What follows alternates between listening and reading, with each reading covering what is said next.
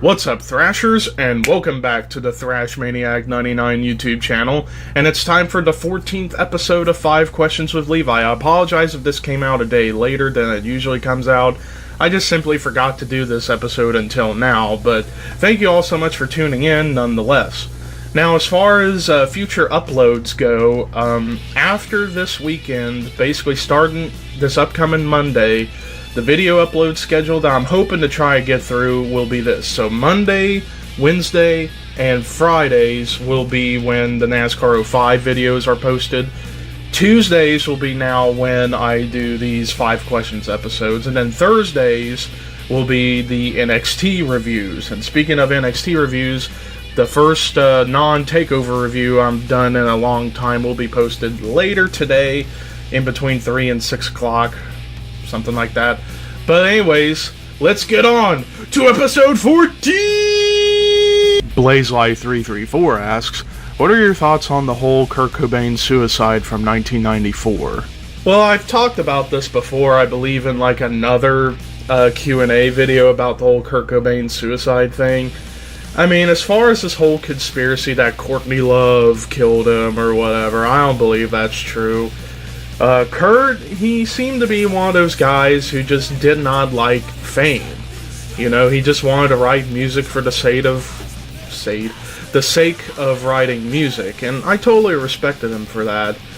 However, I personally feel Nirvana as a whole, as well as Kurt Cobain, I'm not taking away their talent or their legacy, but I just feel that Kurt and Nirvana was either one of the most overrated musicians or bands I've heard, because to me, out of that whole Seattle grunge scene, there were bands that were able to do that so much better, like Soundgarden and especially Alice in Chains. But I do respect Nirvana for their musical contributions and their legacy and influence. But as far as the whole suicide thing, I mean, yeah, it was a big blow for that grunge movement, because it basically killed the original meaning of grunge, because grunge, prior to it becoming big and then Kurt's suicide, it was meant to be an entirely underground movement in rebellion against the glam metal scene, similar to the thrash metal scene back in the 80s. It was virtually kind of in tandem with the thrash metal scene in terms of hating the glam bands. And then after Kurt's suicide, grunge eventually just became post-grunge, where you get bands like Creed and Nickelback and Candlebox, who all were very much so derivative of the original grunge bands that it's so pedestrian. It's like, next. It's like, if I had to listen to a crappy post-grunge band versus Lady Gaga, I'll take Lady Gaga. You know, it goes to show you how post-grunge has really been a poison to modern rock music. And it's mostly because of Nickelback being involved in that genre and how much they fucking suck. I don't care what anyone says, if you like them or not, I can't stand Nickelback. I do like a couple of their songs, but as a whole, fuck Nickelback. But off topic slightly, I mean, Kurt's suicide was pretty impactful in more ways than one. It not only virtually was the death of grunge, but it it eventually led to the whole post-grunge genre, and how the majority of those bands were just complete knockoffs of the original bands, but just made more melodic and more radio-friendly. That's basically my overall thoughts on Kurt's suicide. Horror Master asks, who do you think is going to be the main event of WrestleMania 35? Anyone but Roman fucking Reigns. Well, I mean, I won't be surprised if Roman Reigns gets the main event of WrestleMania 35. However, there have been rumors circulating around for the last few months that the potential main event for WrestleMania 35 might be Ronda Rousey versus Charlotte.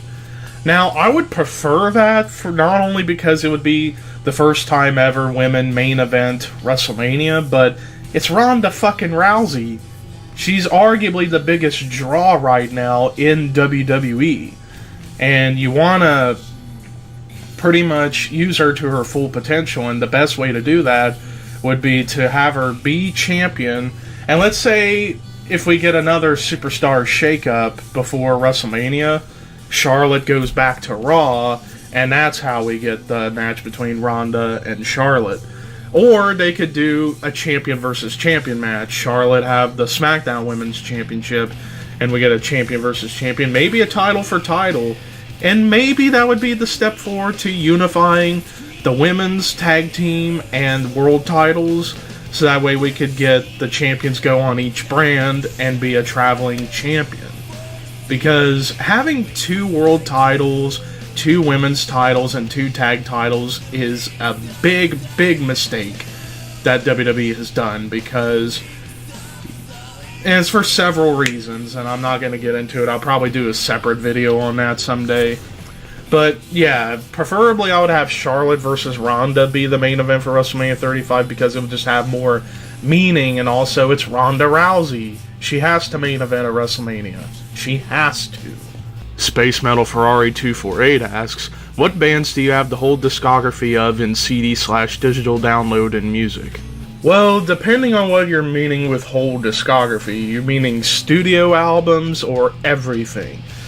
But I'm going to take that question as just studio albums. Now, as far as bands in my collection back there that I have the whole studio album discography of, off the top of my head, I believe I have Alice in Chains, at least up until tomorrow when Rain or Fog comes out, which I can't wait to listen to. I'm 1 album away from Avenged Sevenfold. I've yet to get the debut, Sounding the Seventh Trumpet. But once I get that album, I'll have A7X completed. I've got Death, the whole discography of Death. I have all the Metallica albums, Opeth. Trying to think of any others. I believe that's all. I believe those are the only bands that I have the whole discography for, at least right now. I would have said Hailstorm, but I don't have the new album, at least not yet.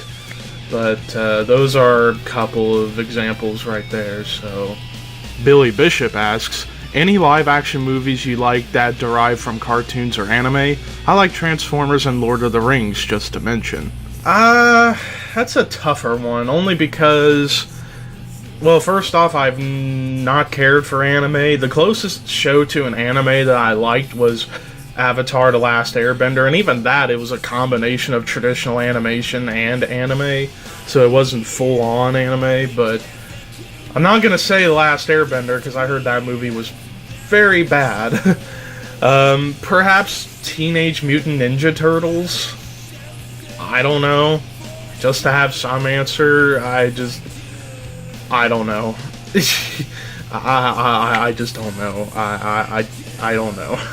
Red Racer 1985 asks, have you ever thought of making a USB flash drive to play all your favorite songs on your radio whenever you drive? Well, I wouldn't really necessarily have to have a flash drive. I could just play the stuff off of my phone connected from a USB to the port in the car. I've done that a couple times with my mom and I whenever we would go on drives.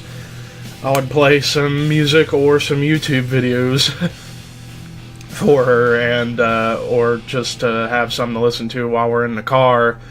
And yeah, that's the cool thing about modern cars, is that they have the USB ports to plug in your stuff.